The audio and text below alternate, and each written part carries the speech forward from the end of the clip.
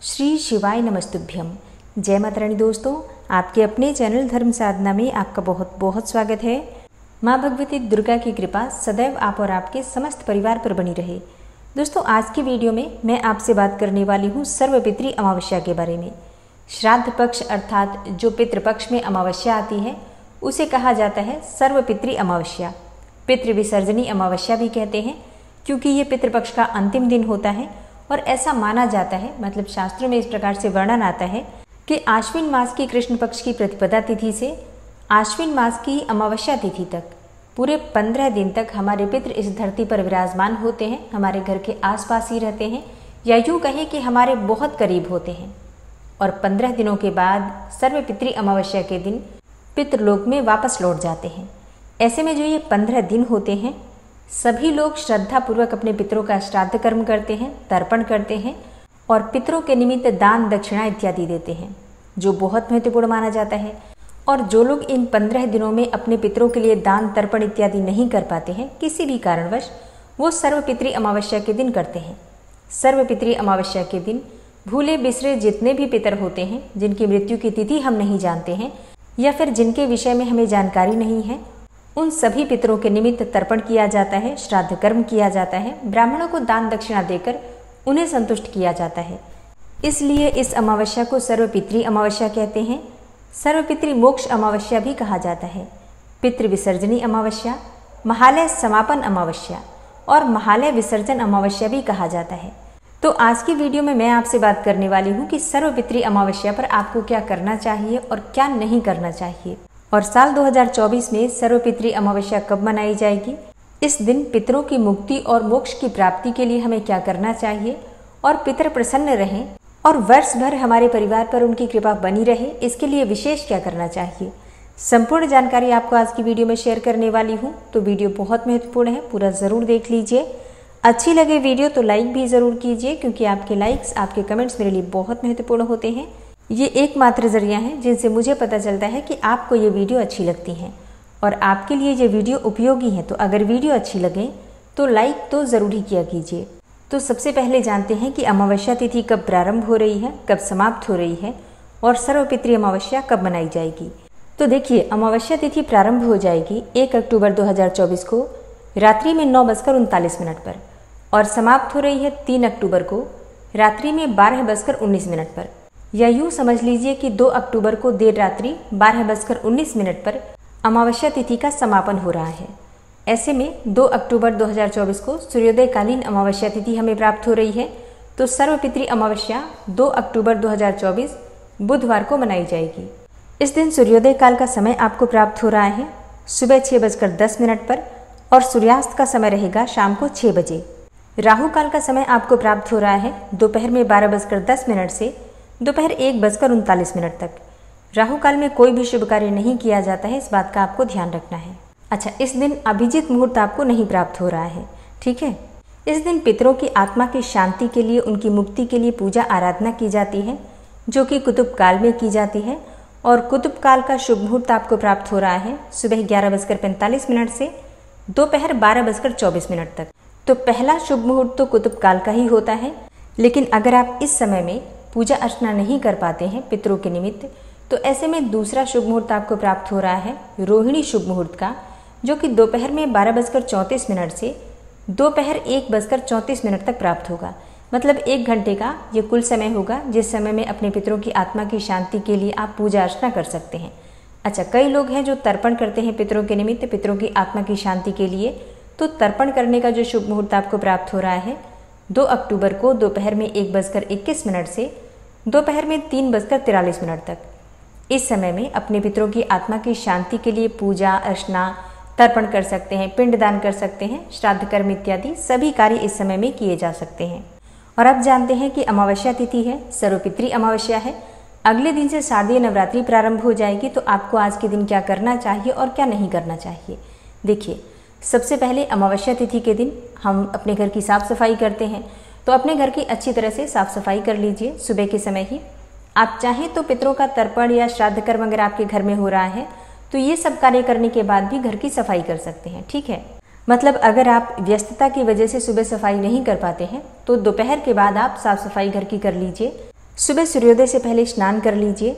स्नान करने के बाद सबसे पहले गंगा जल का छींटा अपने पूरे घर में आपको लगाना है। घर की बालकनी में, छत में, घर के मुख्य द्वार पर चारों तरफ आपको गंगा जल का छींटा देना है।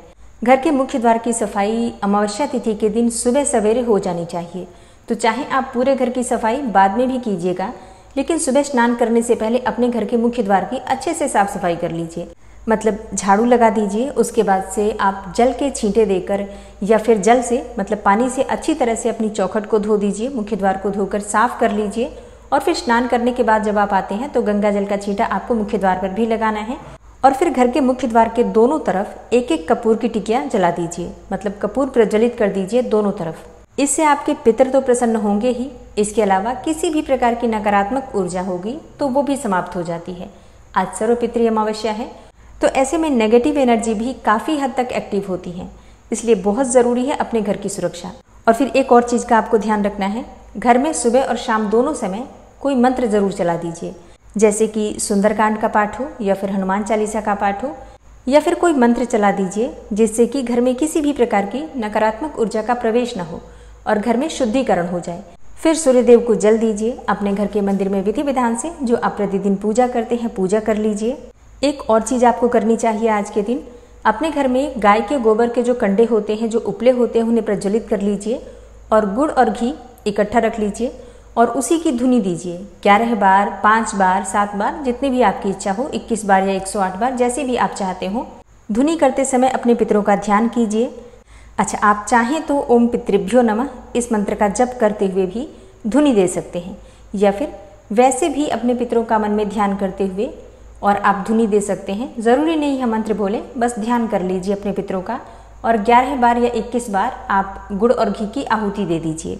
घर में जो भोजन बनता है उसके द्वारा भी आहुति दी जा सकती है, ठीक है।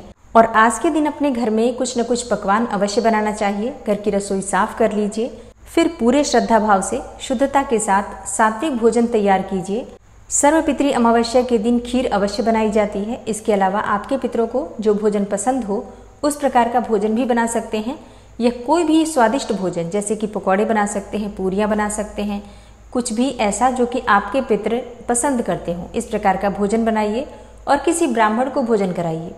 अगर संभव हो तो ब्राह्मण को घर बुलाकर भोजन कराइए, नहीं तो भोजन बनाकर भी आप चाहें तो ब्राह्मण के घर भिजवा सकते हैं।